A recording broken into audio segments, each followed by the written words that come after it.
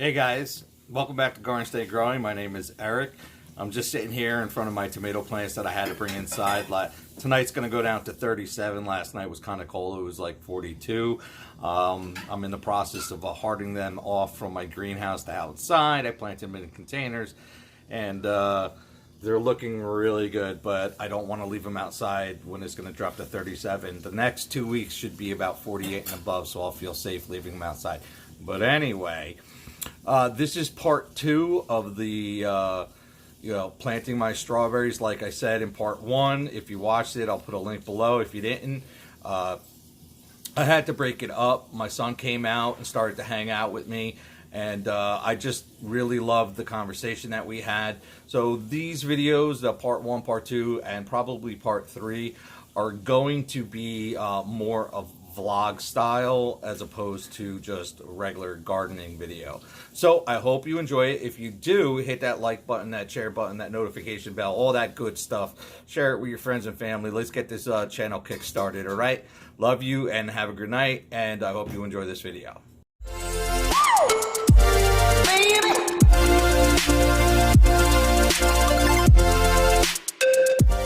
Let me put my... Did I have gloves? No. I had gloves. I don't know what happened. They're inside. Oh, that sucks. All right, I'm just gonna do it. All right, I'm gonna start getting these into the ground. You want a shovel? No, no. Oh, what can I use? What can I use? I'm just gonna use my eyesight, and that'll be it. Oh, good. No. I was thinking about putting like the level across this to get a nice straight line, but I thought you were gonna measure and see how far. I think I can eye it good enough. Yeah. So what I'm doing now is I'm just creating a mound. A little mound. And then to plant these, what I'm gonna do is I'm gonna make like a little wig like that, okay? And put a cut in there. And then I want to bury these roots up.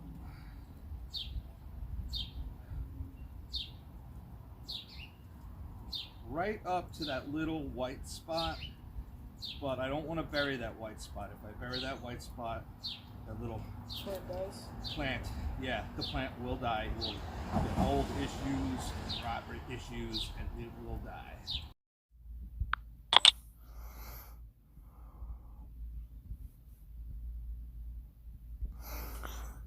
All right, guys, as you can see from this anatomy of a strawberry plant, right here is where that crown is. When you plant it in your mound, you want to plant it right at this level, but you don't want to go any higher than that. And of course, here are our roots. And then when I speak later on about the runners and how a strawberry plant can reproduce, what it does is it sends out what's called a runner.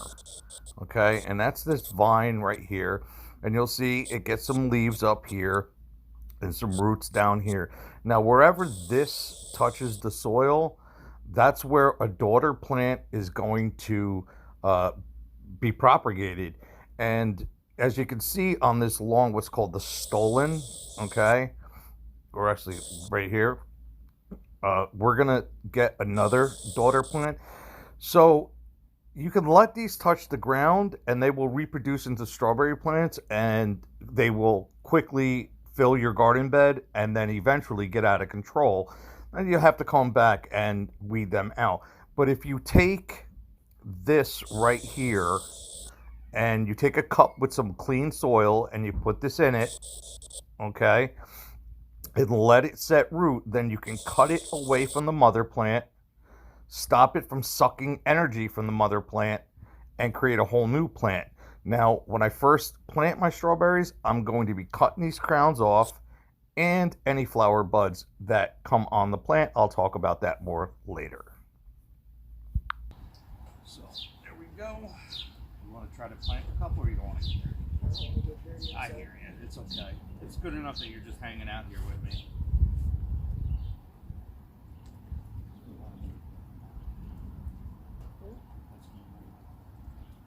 why are you planting on mounds instead of just sticking it right in the ground? That is because even though like strawberries love a lot of water, they need a lot of water. They're mostly water. They're like, like watermelons. They're like 98% water. Yeah. That was a little close.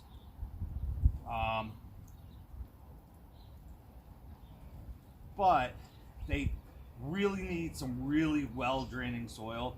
If you don't put it in some well-draining soil, they will rot. They will get root rot real easily, and you'll never get strawberries. The plant may continue to grow. So you put them at a higher elevation? So I put them up in a higher elevation. I spread the roots out, and I put them up in a higher Elevation. Yep, you got it. And I really planted these way too close. I'm gonna pull that one out. And it allows the strawberries to drain better. Yeah.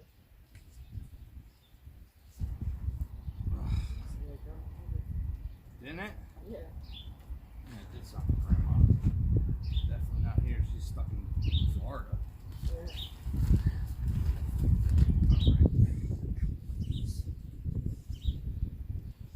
Mulch on the knees is not good. Nope.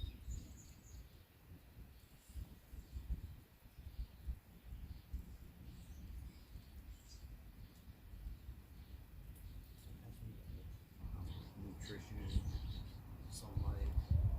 So, how much sunlight do strawberries need? Like a lot? Hey, that's like a really good question. Yeah.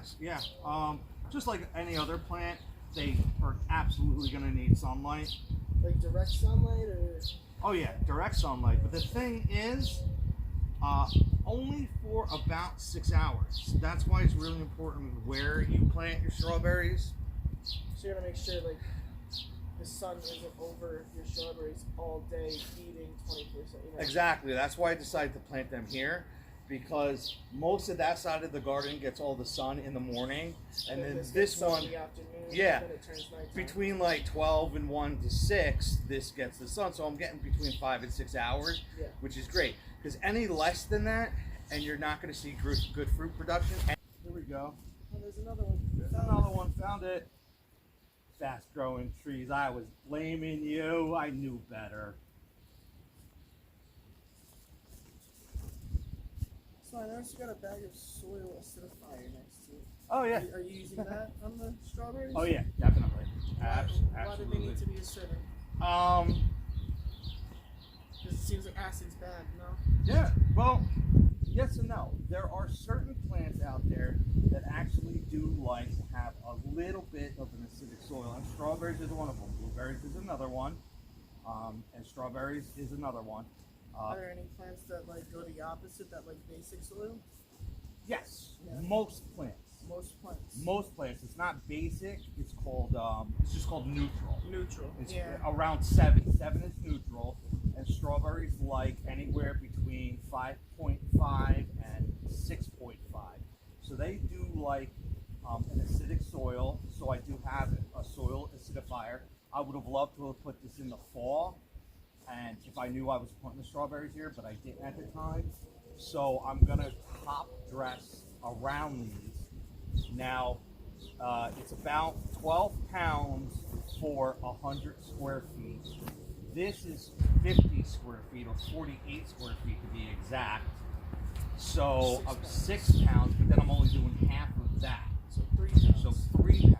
So I'm going to take half of that bag, and I'm going to spread it all around the top of these plants, and then in like 60 days or so, 2 months, I'm going to. Oh, there's that lot right there. In about 60 days or 2 months, I'm going to come back. I'm going to test the soil again. Yeah. And see where the acidity is at, and if I have to readdress it and put some more down, I will. And if it's way too low, if it's like, below 5, then I can add lime to readjust and bring it up. I have the dolomite. You know what? I'm gonna just continue down this aisle, and then I'll switch to the other side to make my life easier.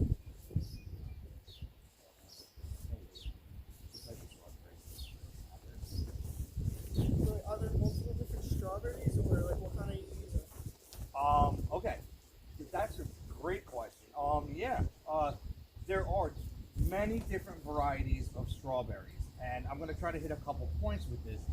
That is the reason why I order my strawberries online, because what people don't realize, they go to box stores and stuff like that, and they pick up a strawberry plant, which is fine to plant in your yard if you're planting like one or two of them in your, if you get strawberries, you're like, yay. But if you like really want to get a lot of strawberries, the problem with box store strawberries is all they say is strawberry. You don't know what. Like, you don't know what kind it is. Yeah. Now there's so many different kinds. There's like a June bearing strawberry that produces strawberries really early in the season. Then there's mid-season strawberries. June bearing, that's the kind of self-explanatory. Self-explanatory, right? And then there's late bearing ones. The ones I got for fast growing trees, these are the everbearing. Everbearing. So they kind of just do everything all around the summer? Yeah, they continually produce. Yeah. You won't get a tremendous flush. You won't get like a bumper crop of strawberries. But you'll be able to walk out here every other day and pick a strawberry or two. Dude, definitely. Yeah. Definitely. Absolutely. Well, you'll be able to do more than that. You should be able to come out here and get like a good little cupful, enough for a meal or a salad. Once a week you get a cup full of it. I'd say every couple of days, probably. Every couple of days. But you do have 25 points. Look at it. We do. I found the other one. That might be 26, to be honest. Yeah, maybe I just cut one in half by accident, which is very possible. No, it's 25. Oh, It's nice. actually 25. Exactly. Nice. Yeah, so these are everbearing strawberries. I'm gonna get them all year. It's fantastic. The other side. Oh, that's better. That's nice and warm.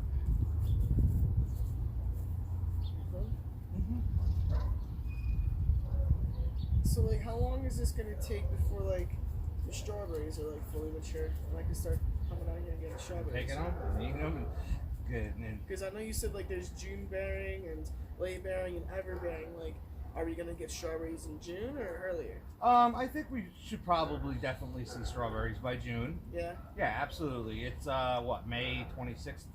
April 26th today. I think so. Yeah. I would definitely say probably by June. But the thing is, these strawberry plants are most likely going to flower and get ready to produce strawberries way before that. But I'm going to come and I'm going to clip off all the flowering buds so they don't produce strawberries. Why? Because right now, I don't want these strawberries concentrating on producing fruit. Every time a flower gets pollinated and it starts to grow a strawberry, it's going to take energy away from the root structure and becoming a healthier plant. Okay. So You want the plant to grow before it starts producing stuff. exactly. I need it to, start doing a lot better before I start letting it grow strawberries. And in the end, I'll just get a better harvest, and we'll get more strawberries because I allowed these plants to root correctly and spread their roots out and make a nice plant. So before you were talking about birds, making sure birds don't get it by painting rocks red. What are you gonna do about like spiders and grubs and like everything else that like I see? Well, I really haven't seen too much affect the strawberry as far as bugs go. Of course, they're always going to be in danger of some kind of aphid or something like that. But in general, like if I see a couple bugs, I don't really do anything. I just let them take their natural course. But if I do see an infestation where it's actually taking over a lot of plants, there are some remedies you can do. I use it's called neem oil. It's an organic oil. You mix it with water and just a little bit of soap to help it emulsify into the water. And then you can spray your soil down with it and spray the plants down with it. And it doesn't stop the original infestation. What it does is it interferes with the reproductive cycle of that insect so you don't get any offspring from the insects that are already there. Those insects, they die off real quickly, like within a day. So, you know, I might have to come out here, do a treatment. If it's really bad, do a treatment, you know, a couple times a week. I've also heard, but I've never tried, there's a homemade, there is a home brew remedy of using raw coffee, making a tea out of raw coffee and tobacco from cigarettes.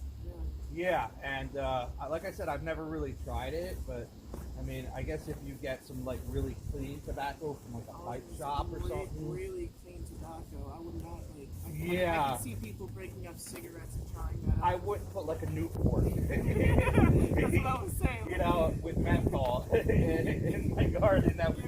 That's a spicy strawberry. That's kind of minty. Yeah. No. Probably toxify your strawberries. Yeah. You wouldn't want to eat them. No, if I did use tobacco, I would probably use some kind of like Indian reservation tobacco, or you know, something, you know, not something covered in tar. Yeah, exactly. And fiberglass. Yeah. Mm-hmm. Exactly. No, I've never really tried it. I've never really used it. So I don't know how that would work. Maybe I'll test that theory out this year. If I have an issue with aphids or something like that on my plants, whether it's strawberries or not, I'll give that a try and see how it works, and then I'll let people know. All right, let me switch to the other side. Woo. My knees are getting weak. Come on, Chance. You're gonna have to move because you're getting trapped. Oh, she's gonna walk a weird way. Okay. She couldn't turn around in space.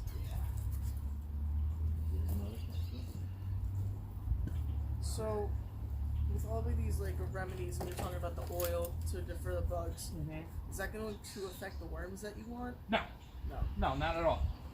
Nope, nope, nope. It only affects bugs, like aphids and stuff like that. Spider mites, another big one. Like, what about ants? What happens like if ants come? That sucks. Yeah. Yeah, ants are really hard. Yeah. To stop from getting from your. There are remedies out there. Some people will try to follow the ants back to their anthill and just dump a whole bunch of water or something down and try to drown them out. But they're resilient. They'll just make a whole nother anthill somewhere else. Yeah. There is. It's a real simple recipe. You mix half a cup of sugar with 1.5 tablespoons of borax and 1.5 cups of warm water. Soak the cotton balls in the mixture, put them out near the mess of ants, and the sugar attracts ants, and they'll take the borax back to their home and kill the colony. This works pretty well. I suggest if you have an ant problem, you should try it out. You can make a concoction of borax soap, a little bit of water, and a lot of sugar. Okay, it's got to be high in sugar so they don't notice the borax soap, and they will eat it, and then they'll break off chunks of it and bring it back to feed the rest of the colony. And then just poison everyone. And poison everyone. But it's soap, so it's all natural for your garden. Yeah. And you put it in the pathway of the ants coming up into your strawberries, so you don't have to like spread it everywhere. You just make like a little small dish of it and put it out, and it's just got to stay moist. If it dries out, they won't eat it. So it's probably just a little bit of borax and a lot of sugar. Pretty much. Because ants, you can't kill them with sugar. Yeah, pretty much.